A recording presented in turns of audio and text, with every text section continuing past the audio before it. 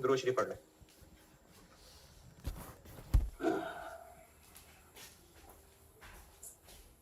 अच्छा, process costing चूंकि बड़ा चैप्टर है तो ये प्रोसेस 1 और प्रोसेस 2 का भी शुरू मतलब केस 1 तक इसका एक टेस्ट दे दें, फिर अभी 2-3 दिन, फिर अगले हफ्ते प्रोसेस 2 का कर लेंगे, है जी।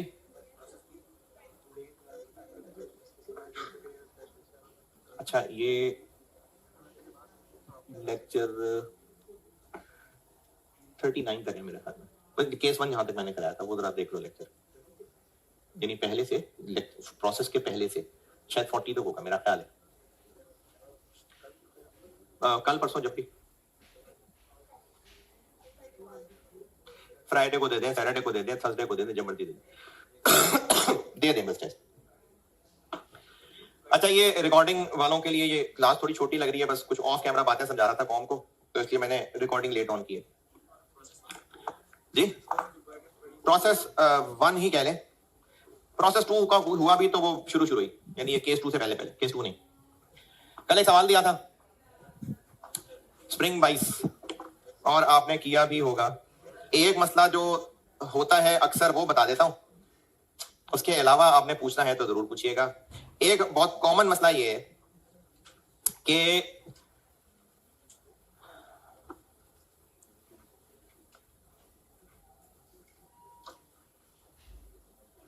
नया मटेरियल कब ऐड होता है?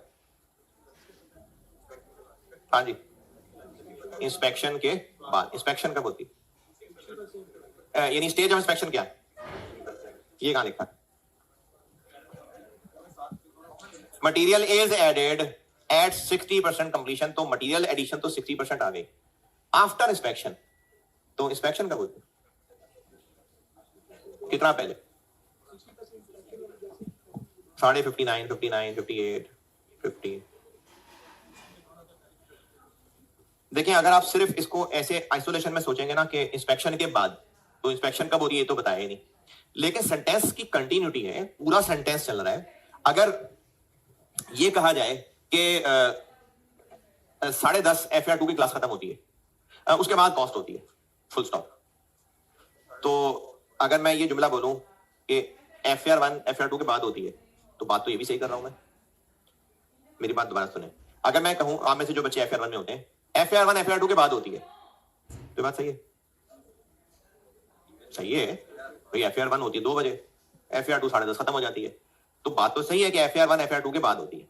लेकिन अगर मैं सेंटेंस ये बोल रहा हूं कि FR2 10:30 खत्म होती है एंड कॉस्ट उसके बाद होती है, फुल स्टॉप, तो 2 बजे होती है, 10:30 ही होती होगी, क्योंकि सेंटेंस की कंटिन्यूटी चल रही है। इन्होंने कहा है कि इंस्पेक्शन के बाद न्यू मटेरियल ऐड होता है जब प्रोसेस 60% होता है, तो ये जो पूरा जुमला बन रहा है इन दोनों में बात 60% की हो रही है, तो 60% पे इंस्पेक्शन होती है और इंस्पेक्शन के बाद नया मटेरियल डाल देते हैं, तो इसलिए इंस्पेक्शन स्टेज भी 60% ही है। तो ये इसको कॉमन सेंस कहें, अंग्रेजी की सेंस कहें, एक सेंटेंस के अंदर 2 बातों का जिक्र है और दोनों के साथ 60% लिखा हुआ है, तो फिर इंस्पेक्शन स्टेज भी 60% ही है। एक ये मसला है, और मेरे ख्याल में यही मसला होता है नॉर्मली। आपने जिन्होंने किया है कुछ पूछना है तो बताएं। ये कैसे पता प्रोसेस 2 का सवाल है, लिखा हुआ है। ये कैसे पता कि केस 2 है, क्योंकि नए मटेरियल की भी क्वांटिटी दी हुई है। ये कैसे पता कि वो 0.4 वाला सिनेरियो है कि 0.5 वाला? इंस्पेक्शन नए मटेरियल से पहले हो रही, तो इसलिए ये 0.5 वाला सिनेरियो। आप बताएं इसमें और कुछ पूछना है जिन्होंने किया है, जिन्होंने किया है कुछ पूछना है तो बताइए।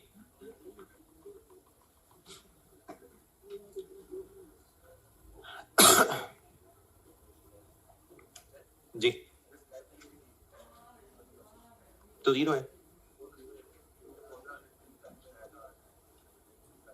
नॉर्मल लॉस की स्क्रैप वैल्यू, एवरेज रेट निकालेंगे। हाँ, तो स्क्रैप वैल्यू नहीं है तो ऊपर 0 आ जाएगा, नीचे तो नॉर्मल लॉस के यूनिट्स होंगे माइनस।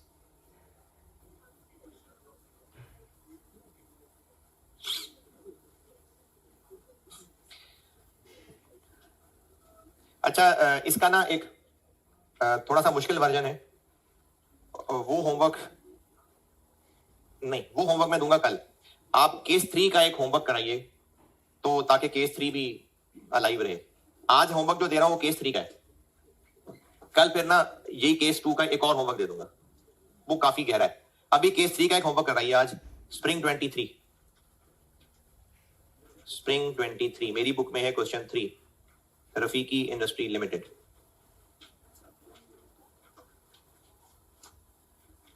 अच्छा इस सवाल की जरा शक्ल देखिएगा, पहुंचे तो बता दो।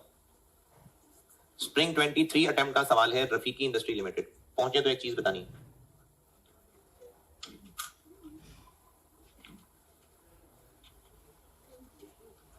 पहुंचे? डिपार्टमेंट ए डिपार्टमेंट बी दोनों का डाटा है, डबल सवाल हो गया। दोनों का डाटा है, यानी प्रोसेस 1 का भी सवाल है, प्रोसेस 2 का भी सवाल है। अच्छा प्रोसेस 2 यानी डिपार्टमेंट बी वाला टेबल देख के बताना है आपने, फौरन ना बताएं, पहले खुद असेस कर लें। कहूंगा तो बोलिएगा, अभी ना बोलिएगा। डिपार्टमेंट बी वाला पोर्शन देख के पहले खुद सोचना है आपने कि केस 1 है कि केस 2 है कि केस 3 है। अभी बोलिएगा नहीं।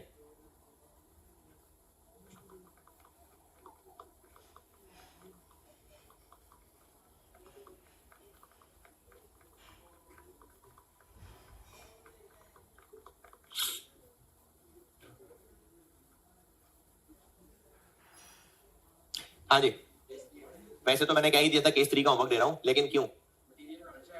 क्योंकि आप डिपार्टमेंट बी में देखें, एक लाइन लिखी हुई है रिसीव्ड फ्रॉम ए, ये तो हो गया ट्रांसफर इन।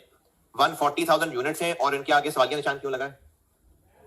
क्योंकि वो तो आपको खुद part A department A solve करना है। और उससे नीचे वाली लाइन में लिखा हुआ है कॉस्ट फॉर द मंथ, जिसमें मटेरियल के कॉलम में 194,000 अमाउंट लिखी हुई है, लेकिन उसके साथ यूनिट्स, तो इसलिए केस 3 के रिसीव फ्रॉम ए के अलावा भी मटेरियल कॉस्ट है, तो न्यू मटेरियल है लेकिन उसके साथ यूनिट्स नहीं लिखे हुए, इसलिए केस 3। तो ये केस 3 का सवाल है, ये सवाल होमवर्क है बेटे। इसमें कोई खास गहरी बात नहीं है, ये हो जाना चाहिए। नॉर्मल लॉस की रिकवरी वैल्यू का एक छोटा सा मजे का पॉइंट था, तो ठीक है करें होमवर्क, ये होमवर्क है। कल फिर एक और केस 2 का गहरा सवाल होमवर्क दूंगा। इस चैप्टर के मैंने ना 3 हिस्से बांटे थे, इस चैप्टर के 3 हिस्से बांटे थे, और एक हिस्सा था हम कॉस्ट की कैलकुलेशंस कर रहे थे, बहुत हो गई, बहुत कर ली। दूसरा हिस्सा जॉइंट और बाय प्रोडक्ट, इस पे आते हैं।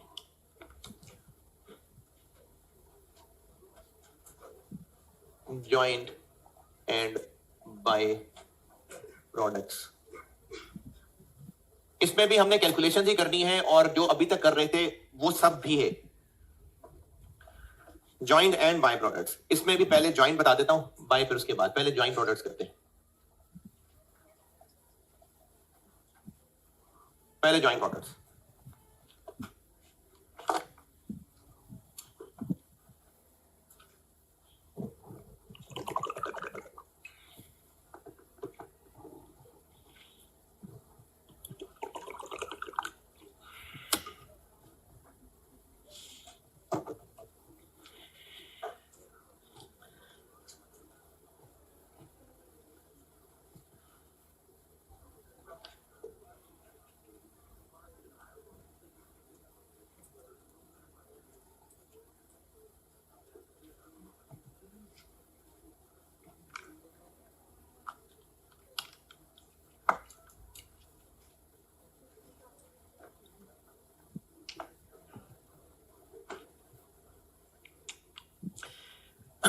जॉइंट प्रोडक्ट्स जुड़े होते हैं आपस में, बाय 1 गेट 1 फ्री, 2 साबुन एक पैकेट में डाल के टेप लगा के बेच दिए तो जॉइंट प्रोडक्ट हो गए। जब बनते हैं तो वो एक प्रोसेस का आउटपुट होते हैं। अच्छा ना आपको ये सब डिटेल आती है ना मुझे आती है, सिर्फ समझाने के लिए बता रहा हूं। हो सकता है अगर आप में कोई टेक्निकल बैठा हो जो उसमें फ्लॉ निकाल दे तो कोई बात नहीं, पॉइंट समझ आ जाए, बहुत है। उबला हुआ दूध लेते हैं प्रोसेस में जी, बल्कि उबाल लेते हैं, चलो। प्रोसेस 1 में हमने दूध डाल के उबाल लिया। अब जब दूध उबाल लिया और उसको ठंडा किया तो उसके ऊपर आ गई मलाई, तो मलाई को कर लें साइड पे। इस प्रोसेस 1 में दूध हमने उबालना है, उसका जो आउटपुट निकलेगा उसमें मलाई कर लेते हैं अलग और उबला हुआ दूध कर लेते हैं अलग। ये मलाई भी इसका आउटपुट है और ये दूध भी आउटपुट ही है, लेकिन चूंकि एक प्रोसेस से दोनों निकले हैं इसलिए इनको जॉइंट प्रोडक्ट्स कहेंगे। और प्रोडक्ट इसलिए कि हो सकता है कि ये आगे एक प्रोसेस 2 में जाके मजीद इसमें कोई केमिकल डाल के, तो नहीं मिल्क शेक पहले बना लिया, प्रोसेस 2 में जाए और मजीद इसमें कोई और केमिकल ऐड करके तो वो डब्बे वाला दूध रबड़ी, वो क्या कहते हैं यार उन डब्बों को,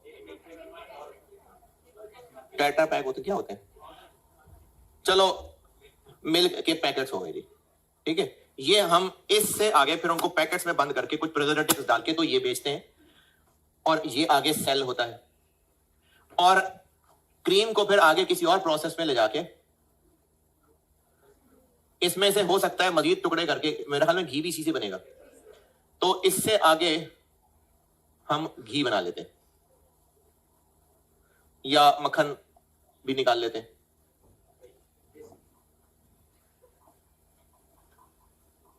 अब ये अगेन जॉइंट प्रोडक्ट हो गए। तो एक प्रोसेस का आउटपुट अगर एक से डिफरेंट प्रोडक्ट्स हैं, एक से ज्यादा, तो उनको जॉइंट प्रोडक्ट्स कहते हैं। इस मिसाल में तो डबल जॉइंट हो गए, इसलिए इससे हम सिर्फ घी बना के वही बेच देते हैं बस, और ये आगे सेल हो जाएगा। तो किसी भी प्रोसेस का जो आउटपुट है, अगर वो एक से ज्यादा प्रोडक्ट्स हैं, और प्रोडक्ट इसलिए कह रहा हूं क्योंकि वो आगे सेल होते हैं, तो इनको जॉइंट प्रोडक्ट्स कहते हैं। ये कहलाएंगे जॉइंट प्रोडक्ट्स।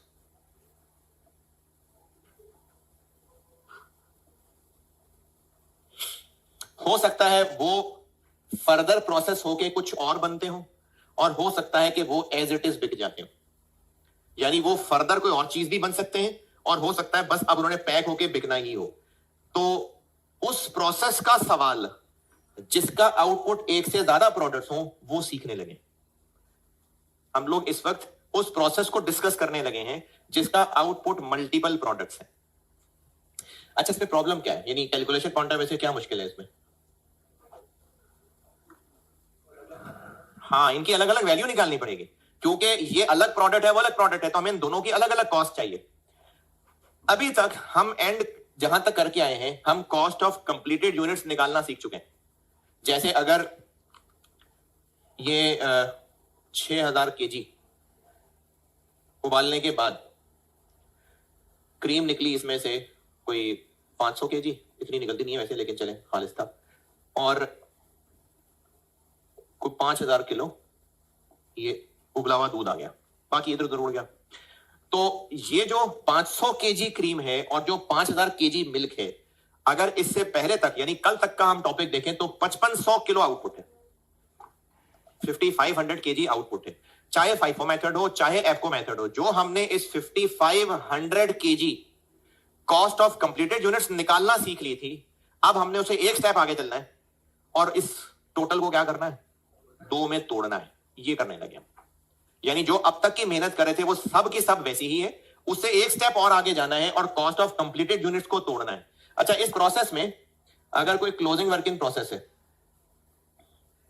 तो वो क्रीम है कि वो ये नहीं है, वो भी यही है। आउटपुट होगा तो क्रीम और मिल्क टूटेगा, यानी जॉइंट प्रोडक्ट्स कॉन्सेप्चुअली हैं ही आउटपुट के टुकड़े, क्लोजिंग वर्क इन प्रोसेस के 2 टुकड़े नहीं है। इसी तरह से अगर यहां पर लॉस हो गया, जो कि हो गया 400, तो ये क्या है, मिल्क है क्रीम है? नहीं, मतलब ये है कि ये है, ये। तो ये जो जॉइंट प्रोडक्ट्स हैं ये है ही आउटपुट के बाद की डिस्कशन, ये क्लोजिंग वर्क इन प्रोसेस और की डिस्कशन नहीं है, ये आउटपुट की डिस्कशन है। तो जो आज तक हमने आउटपुट की कॉस्ट निकालनी सीखी थी, अब हमने बस एक स्टेप अगर आगे बढ़ना है और उसको तोड़ना है, ये करने लगे हम। तो हम करने ये लगे हैं कि कॉस्ट ऑफ कंप्लीटेड यूनिट्स, चाहे फाइफो हो चाहे एफको हो, as will be calculated as studied आज तक। और जब ये कैलकुलेट हो जाएगी, cost of completed units will be split into cost of each joint product. अच्छा, अगर बांटना है तो 2 पे डिवाइड कर दें, फिर किसी रेशो में बांटना पड़ेगा, तो वो जो रेशो है ना वो 2 चलती है, दोनों में से कोई एक, इन रेशो ऑफ। 2 तरीके चलते हैं, इन दोनों में से जो अफजल तरीका वो भी बता देता हूं। बहरहाल 2 तरीके चलते हैं। एक तरीका है जो कि आपको यहां नजर भी आ रहा है, किस रेशो में बांटते हैं, ये एक तरीका है, लेकिन ये अफजल तरीका नहीं है। हम बांट देंगे in ratio of total quantities produced, जो टोटल क्वांटिटीज बनाई उसकी रेशो में, लेकिन ये अफजल तरीका नहीं। अफजल तरीका ये है टोटल एनआरवी, और उसकी रीजन बताता हूं सवाल के साथ। अच्छा, ये अंग्रेजी लिखी भी हो सकती है और नहीं भी लिखी हो सकती, ये भी सवाल के साथ सिखाता हूं। इसको कहते हैं स्प्लिट ऑफ पॉइंट। ये मैं सवाल के साथ सिखाता हूं, उसका मतलब क्या है। स्प्लिट ऑफ पॉइंट का मतलब क्या है वो मैं आपको भी एक सवाल कराता हूं, उससे सिखाता हूं। टोटल एनआरवी ऑफ जेपीज प्रोड्यूस्ड, जितने भी जेपीज बनाए हैं उनकी टोटल एनआरवी। ये स्प्लिट ऑफ पॉइंट का मतलब मैं सवाल से सिखाता हूं।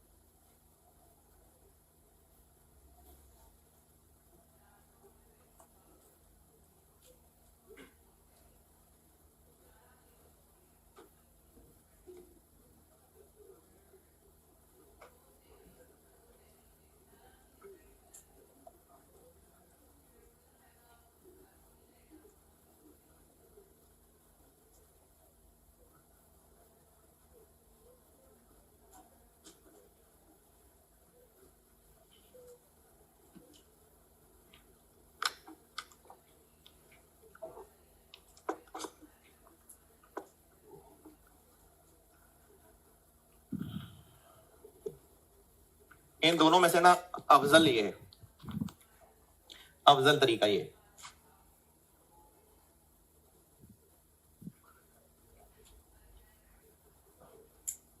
अच्छा, जिनको ये बात नहीं समझ आई, प्रेफर्ड ये है, प्रेफर्ड तरीका ये। और अगर सवाल में क्लियरली मेंशन्ड है कौन सी रेशो लेनी है, तो फिर जो मेंशन्ड है।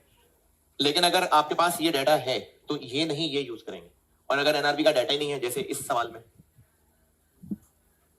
तो फिर तो मजबूरन क्वांटिटी करना पड़ेगा। तो प्रेफर्ड तरीका ये है, लेकिन देखना पड़ेगा सवाल की इंफॉर्मेशन और वर्डिंग को। चले पहले सिर्फ छोटे छोटे 1-2 सवाल करते हैं जिसमें मैं आपको ये फिगर दूंगा और फिर इसको तोड़ेंगे, ताकि मैं आपको ये चीज सिखा लूं। उसके बाद फिर फुल फ्लैश सवाल भी कर लेंगे। तो लिखिए सवाल।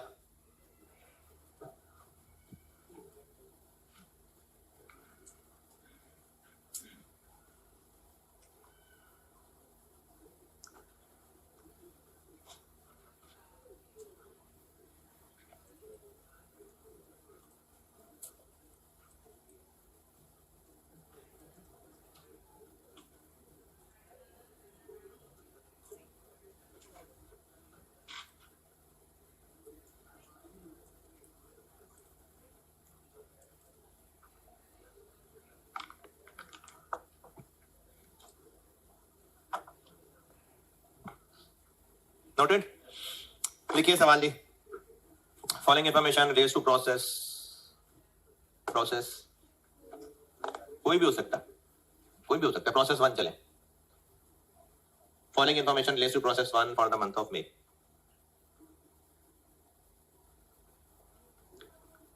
जी हाँ हाँ बिल्कुल बिल्कुल बिल्कुल, वो जो भी होमवर्क दिया उसमें 2 प्रोसेस है ना। फिर ज्वाइंट बाय प्रोडक्ट के सवाल ऐसे हैं जिसमें प्रोसेस 1 में ज्वाइंट प्रोडक्ट होगा, फिर उस पर ये वाली मेहनत लगाएंगे, फिर उनमें से एक प्रोसेस 2 में जाएगा, फिर उस पर प्रोसेस 2 वाली मेहनत लगेगी। बिल्कुल हो सकता है, 15-16 नंबर का सवाल, 18-19-20 नंबर का सवाल भी प्रोसेस कॉस्टिंग से हो सकता है। इसीलिए तो इतनी सारी मेहनत करा रहा हूँ इसमें, चीजें बहुत ज्यादा है इसमें। लेकिन ये अगर आपने इसको मेहनत से पढ़ लिया तो ये नंबर देने वाला टॉपिक है। अभी तक इतने सारे पास पेपर के सवाल किए हैं तो कोई इंपॉसिबली मुश्किल तो नहीं है ये टॉपिक। क्या लिखा भाई? अच्छा इसका तो कुछ नहीं लिखा।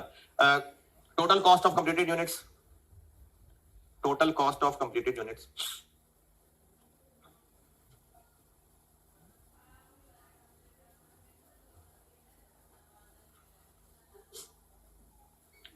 बताता हूं मैं इसे।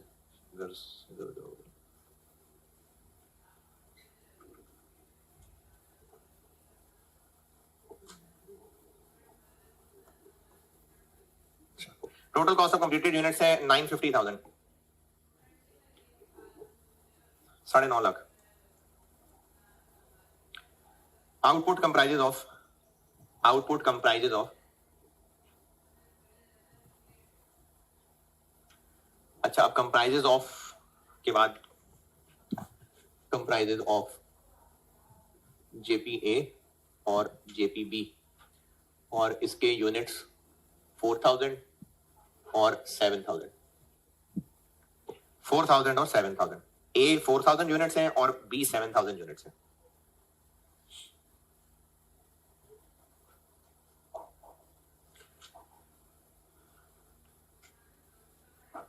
Product A is sold, product A is sold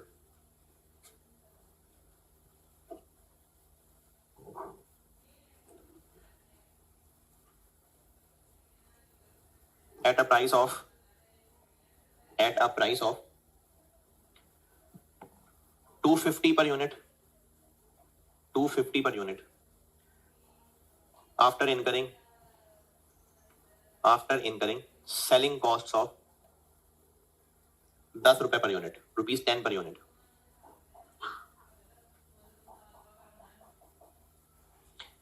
और product B is sold, product B is sold at a price of 100 रुपए, 100 per unit,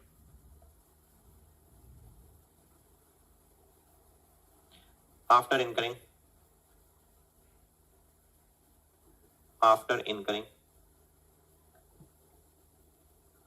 selling cost of 5 रुपए पर यूनिट, ₹5 पर यूनिट। मुझसे रिक्वायर्ड है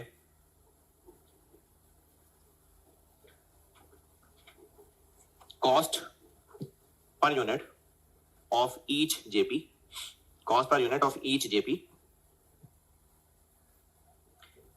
if joint cost is allocated, if joint cost is allocated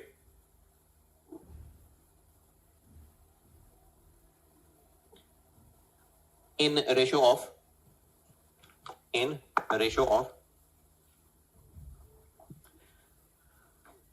part A ये और part B ये, part A ये और part B ये।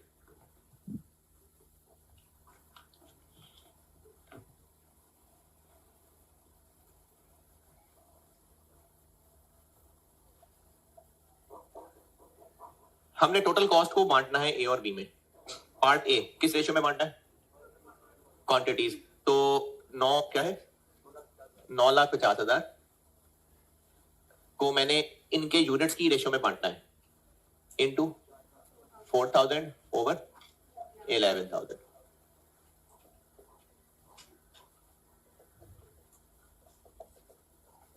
जी 345455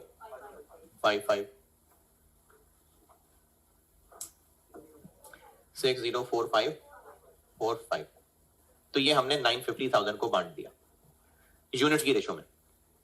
लेकिन मैंने पूछा तो ये नहीं है, पूछा तो मैंने है पर यूनिट। तो अब अगर इसको पर यूनिट करें तो ए 345 डिवाइडेड बाय 4000 और बी 604545 डिवाइडेड बाय 7000। जी कितना? 86.36 और ये क्या, ये सेम क्यों आ गई? ये क्या होगा? हाँ जी सेम क्यों आ गई? सेम ही आनी चाहिए। तो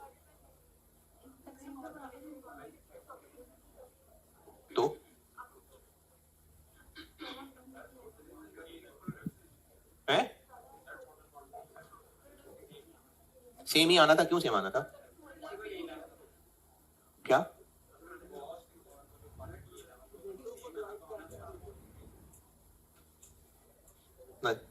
प्रोडक्ट एक ही है, दो हैं, दो प्रोडक्ट है भाई, एक प्रोसेस से बन रहे हैं। तो इसका मतलब है जॉइंट प्रोडक्ट्स हमेशा हर एक की सेम पर यूनिट कॉस्ट हुआ करेगी। तो इसका मतलब है कि जॉइंट प्रोडक्ट्स की हमेशा पर यूनिट कॉस्ट सेम हुआ करेगी। तो हम जो इसका कर रहे हैं ना, अगर आप गौर करें तो हम 950 को 11,000 से डिवाइड कर रहे हैं। करिए 950 को 11 से डिवाइड।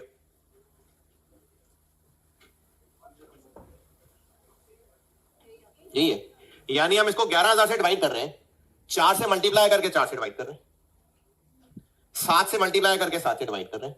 तो कर तो हम इन सबको 11,000 से डिवाइड रहे हैं, और हमारा 11,000 से डिवाइड करना, हमारी ये हरकत शो कर रही है कि हमारी नजर में दोनों एक जैसे।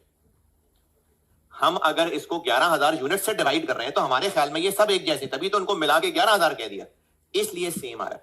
पार्ट बी में सेम नहीं आएगा, अभी पार्ट बी करूंगा उसमें नहीं आएगा सेम। तो अगर हमने यूनिट्स की रेशो में बांटा तो हर जेपी की पर यूनिट कॉस्ट एक ही निकलनी है, क्योंकि हम टोटल को डिवाइड ही 11,000 से कर रहे हैं। चाहे ये हो चाहे ये हो, हम 11 से डिवाइड कर रहे हैं। देखें 4 से मल्टीप्लाई किया, 4 से डिवाइड कर दिया, 7 से मल्टीप्लाई किया, 7 से डिवाइड कर दिया, तो हो तो 9.5 लाख डिवाइडेड बाय 11,000 ही रहा है। ये है अगर हमने रेशो लेनी है यूनिट्स की। तो पहले टोटल कॉस्ट को बांटा, बंट गई, उसके अब हर एक की अपनी अपनी पर यूनिट कॉस्ट निकाल ली। ये फेयर क्यों नहीं है? मतलब ये नहीं है फेयर। क्यों नहीं है फेयर? देखें ये, अच्छा घर का खर्चा चलाना है, दो भाइयों ने मिलकर, एक ने किया है सीए, एक ने मैट्रिक करके क्लर्क लगाए गई। तो पाजी ने कहा भी दोनों बराबर बराबर कमा के लाओ, दोनों बराबर खर्चा उठाएंगे। तो ये इंसाफ वाली बात नहीं। तो जब इन दोनों ने डिफरेंट कमा के लाना है, कहां डिफरेंट कमा के लाना है? एक बिकना है 250 का, एक बिकना है 100 का। तो जिसने ज्यादा महंगा बिकना है तो फिर उसके लिए कॉस्ट भी ज्यादा बढ़नी चाहिए। ये मैंने भी आधा जुमला बोला है, ये पूरा सही नहीं, क्योंकि 250 और 100 को देख के नहीं फैसला करना, इनके टोटल को देख के फैसला करना। तो जो हमें ज्यादा पैसे कमा के देगा फिर कॉस्ट भी ज्यादा उसी को ही चार्ज होनी चाहिए। तो इसलिए ये फेयर तरीका नहीं है। फेयर तरीका ये है कि हम पहले ये निकालें कि कौन कितना कमा के देगा, यानी दोनों की टोटल एनआरवी निकालेंगे।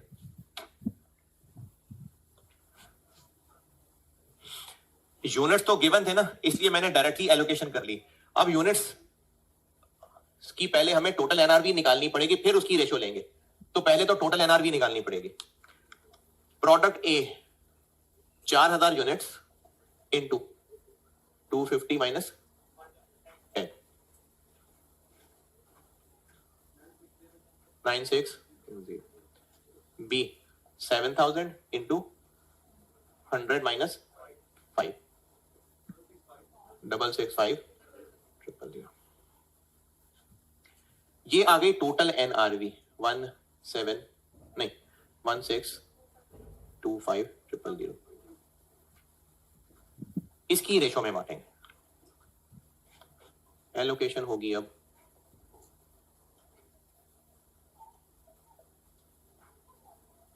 ए 9.5 लाख 960 1625 और बी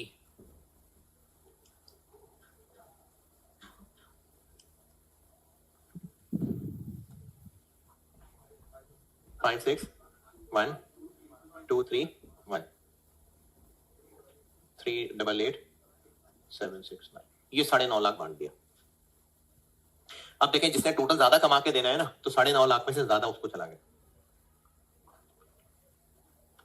और कॉस्ट पर यूनिट ए हमें एक फिर कितने का पड़ रहा है 561231 डिवाइडेड बाय 4000 1420.31 और बी कितने का पड़ रहा है 388 769 डिवाइडेड बाय 55.54।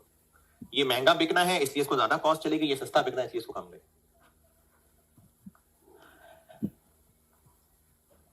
तो कॉस्ट ऑफ कंप्लीटेड यूनिट्स जैसे निकालते हैं वैसे ही निकलेगी, उसके बाद फिर उसको किसी रेशो में बांटेंगे।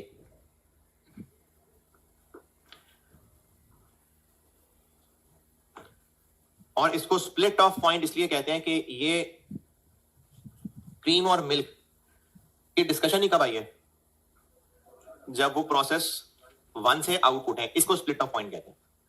यानी स्प्लिट ऑफ पॉइंट ये नहीं है, ये जहां इनमें तकसीम हुई है ना कि ये क्रीम है और ये मिल्क है, इसको स्प्लिट ऑफ पॉइंट कहते हैं। यानी प्रोसेस 1 का एंड, इसको स्प्लिट ऑफ पॉइंट कहते हैं।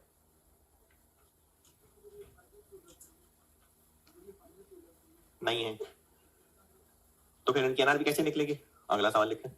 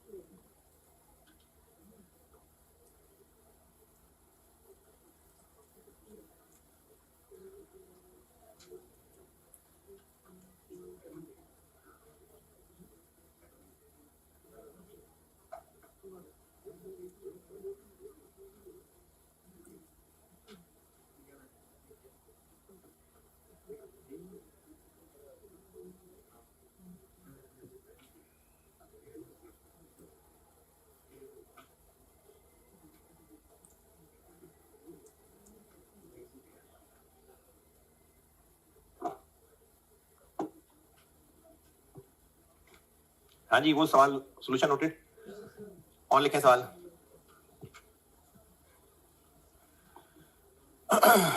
Cost of completed units 8 lakh है, cost of completed unit 8 lakh, और आउटपुट कंप्राइजेज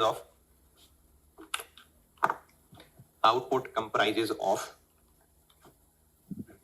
ए 3000 यूनिट्स और B 5000 units.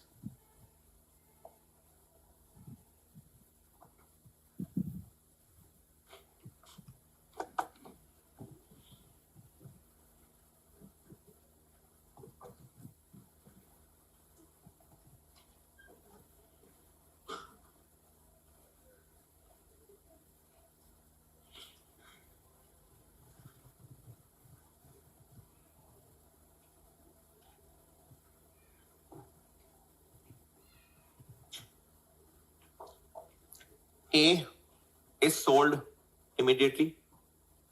A is sold immediately at a price of 120 रुपए, 120 after incurring selling cost of 8 रुपए। ये दोनों पर यूनिट ही है। Product B is further processed into B plus, further processed into B plus after incurring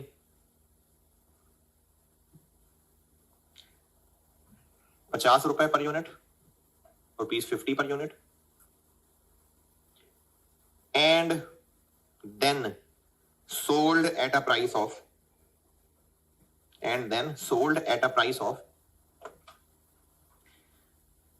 400 per unit, ₹400 per unit after incurring selling cost of ₹15 per unit, ₹15 per unit। Required है मुझसे cost per unit of each product, और मैंने नहीं बताया कि ratio कौन सी लेनी है, तो फिर बाय डिफॉल्ट एनआरवी की रेशो है।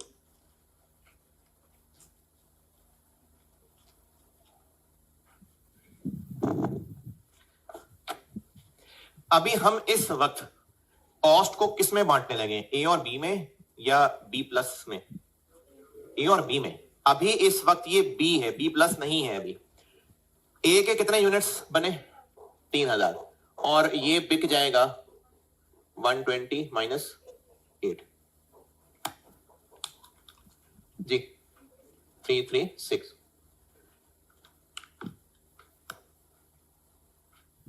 बी तो बिकेगा ही नहीं, बी तो नहीं बिकेगा। तो अगर हमें बी की एनआरवी निकालनी, एनआरवी है तो वो बिकेगा तो नहीं, लेकिन अगर बी प्लस बन जाए तो बिक जाएगा। और बी प्लस कितने का बिक जाएगा? लेकिन अभी ये बी प्लस नहीं है, तो इस पे पहले हमें 50 भी खर्च करना होगा और 15 तो करना ही होगा, तब कहीं जाकर ये हमें कितने पैसे कमा के देगा? 1675000। ये अभी इस वक्त सेल प्राइस मैंने बी प्लस की लिखी है, लेकिन 50 माइनस करने से ये इफेक्टिवली बी की बन गई है। इसलिए इसको कहते हैं NRV at split of point, कि अभी इस वक्त जो औकात है उसकी एनआरवी क्या है। अगर मैं ये 50 ना लेता तो फिर तो बी प्लस की एनआरवी होती, लेकिन हमें एट स्प्लिट ऑफ पॉइंट यानी बी की इस वक्त एनआरवी चाहिए, तो वो 50 लगाएंगे तो वो बी प्लस बनेगा। तो इसलिए एनआरवी निकालने के लिए हमें फर्दर प्रोसेसिंग कॉस्ट भी माइनस करनी पड़ेगी। 20110000। तो अब हम 8 लाख को इस रेशो में बांटेंगे, 336 2011, 1675 2011, 133665, 666 ये हमने 8 लाख को बांट दिया और अब इसकी पर यूनिट कॉस्ट निकालने के लिए 133,665 डिवाइडेड बाय 3000 और 666,335 डिवाइडेड बाय 5000 44.56 और 0.27।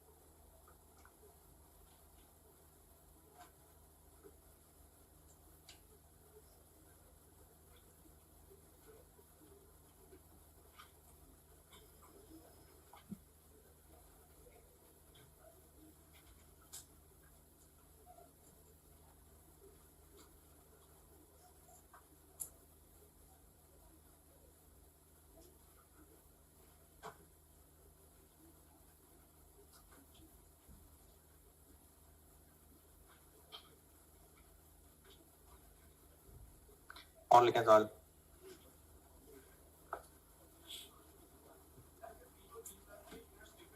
अगले सवाल में डाल रहा हूं।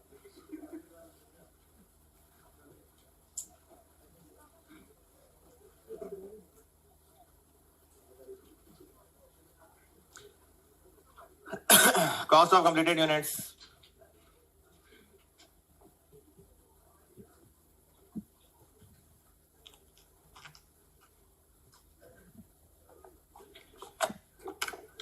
Cost of completed units 7,700,000. Output comprises of ये कॉस्ट ऑफ कंप्लीटेड यूनिट्स है पता नहीं कितनी 7,700,000 और आउटपुट कंप्राइजेस वो है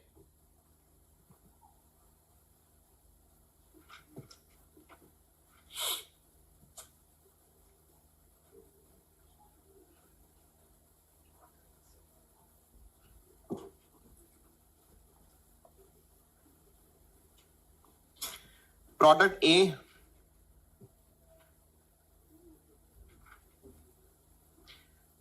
ए will be sold at a price of 180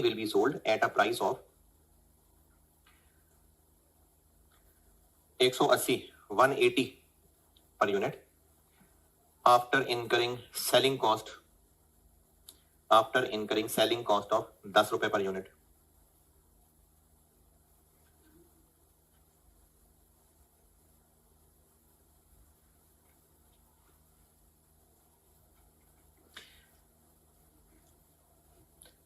Product B will be converted into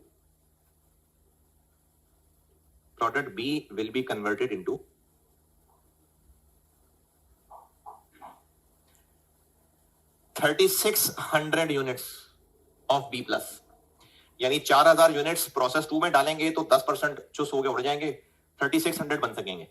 तो प्रोडक्ट बी विल बी क्या कहें converted into 3,600 units of B plus in next process, in which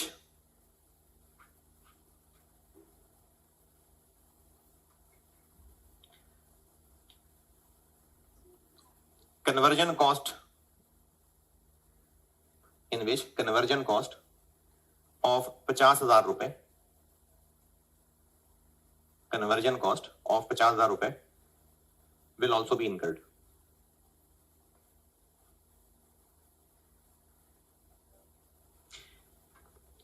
B plus is sold B plus is sold at a price of 250 रुपए per unit, 250 per unit. Ratio नहीं बताई क्या रखनी है, तो NRV cost per unit आपसे required है, बताएं। ए और बी की कॉस्ट पर यूनिट निकालें।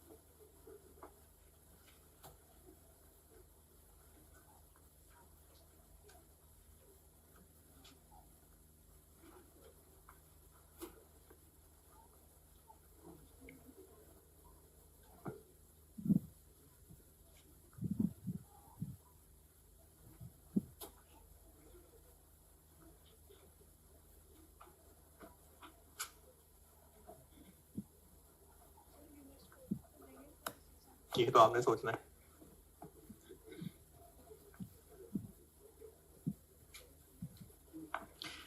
चले, इसमें जो सोचने वाली बात रखी थी वहां तक तो अब गुजर ही गए होंगे सारे। टोटल एनआरवी का मतलब है कि हमें टोटल नेट एनआरवी, क्योंकि कल को मजीद खर्चा करना होगा। एनआरवी फ्यूचर का कॉन्सेप्ट होता है, जो मिलेगा माइनस जो जो खर्चा होगा। तो ए के यूनिट्स 2500 और ये ही है जो एक यूनिट 180 का बिकेगा, तो इसलिए इसको हम बिल्कुल 180 से मल्टीप्लाई करेंगे। यही है जो इतने का बिकना है। 425 बी के यूनिट्स कितने? 4000। और जब मैं यहां पर यूनिट कॉस्ट निकालूंगा ना, तो डिवाइडेड बाय 4000 ही करूंगा, क्योंकि बी के यूनिट्स हैं ही 4000। लेकिन जब हम कह रहे हैं कि बी जितना भी है टोटल कितना कमा के देगा, तो वो 4000 इंटू 250 नहीं हो सकता, 3600 इंटू 250 होगा, क्योंकि 250 इंटू 4000 करेंगे तो उसका मतलब होगा कि एक बी 250 का बिक जाएगा। एक तो बिकेगा ही नहीं, पहले वो बी प्लस में कन्वर्ट होगा, और 4000 के 4000 तो बिक ही नहीं सकेंगे, बिकेंगे ही सिर्फ 3600।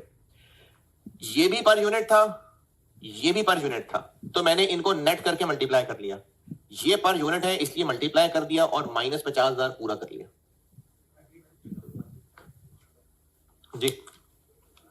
850,000 1275।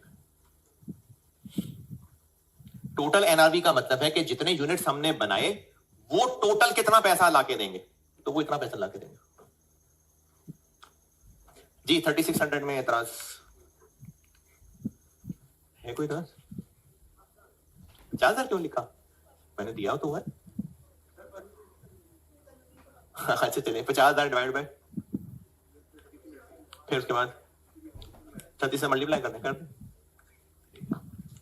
दे 3600 से डिवाइड कर दे, मल्टीप्लाई कर दे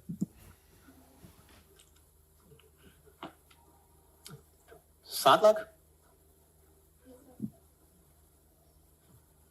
425 ओवर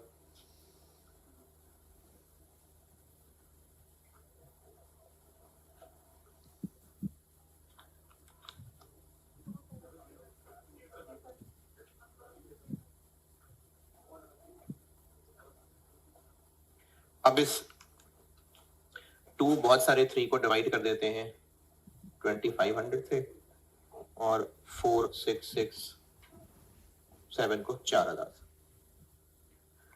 यहां 4000 से डिवाइड करेंगे क्योंकि हम बी के 1 यूनिट की कॉस्ट निकाल रहे हैं।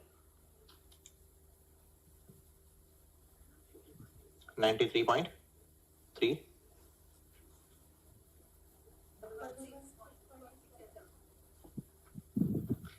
चल ठीक है जी, अल्लाह हाफिज।